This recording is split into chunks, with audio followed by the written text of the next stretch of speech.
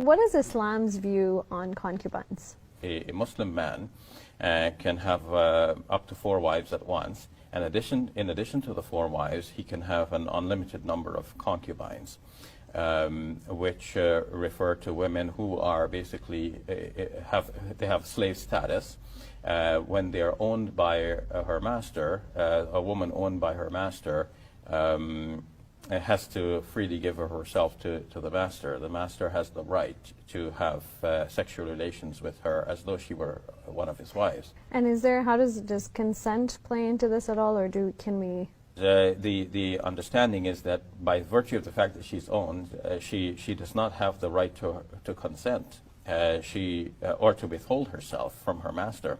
The master has the full right over her, and her consent does not play anything in this relationship. The biggest issue that I had, I didn't even get to tell you the biggest issue I had, it had to do with the Quran. It's found all over the Quran, but there was one verse that caught my eye. It's chapter 4, verse 24 of the Quran, the surah on women.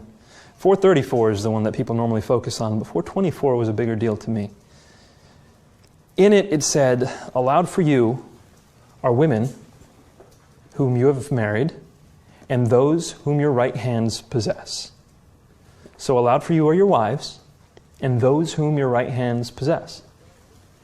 What does that mean? You know, it doesn't really make sense to me. And so I went to the hadith, and I looked it up. Sahih Muslim tells us, he gives multiple cases of this, but the one, I'm going to kind of conflate them, but they're all there in the Sahih.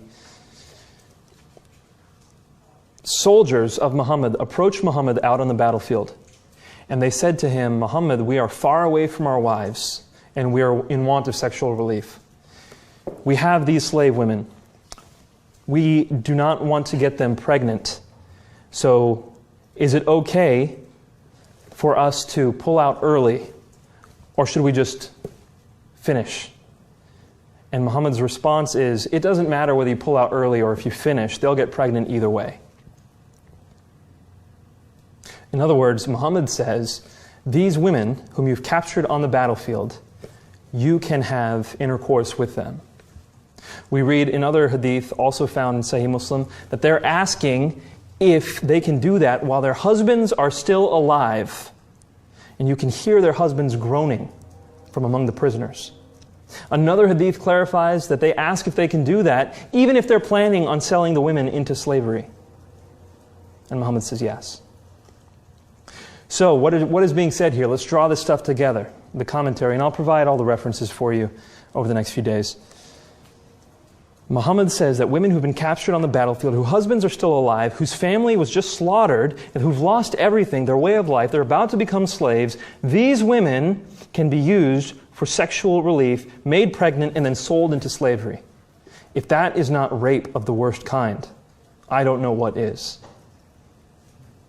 And this is in the Quran? Chapter 424? Allowed for you are those whom your right hands possess? You can have intercourse with your slave women? I couldn't stand for that. That for me was unconscionable. I mean, all the other things that were going on in Muhammad's life and in the Quran I could kind of explain away. A lot of people have an issue with the fact that when Muhammad was 49, he married a 6-year-old girl, and that when he was 52, he consummated that relationship with her. She was 9 years old. A lot of people have an issue with that. I did what most Muslims do, which is say that was for that time and place. They were different then. Now we're supposed to do something else. A lot of Muslims contextualize it that way, even though it really doesn't work theologically speaking. However, this I could not overlook, because I immediately imagined my mother or my sister having been captured in battle after having lost me or my father. Would that be something a good and just God would allow? No. And so when I would go from mosque to mosque, I would ask imams, I would say, explain this to me. And I was still Muslim at the time. I would wake up early to go pray the morning prayer at the mosque, even if it meant walking a mile.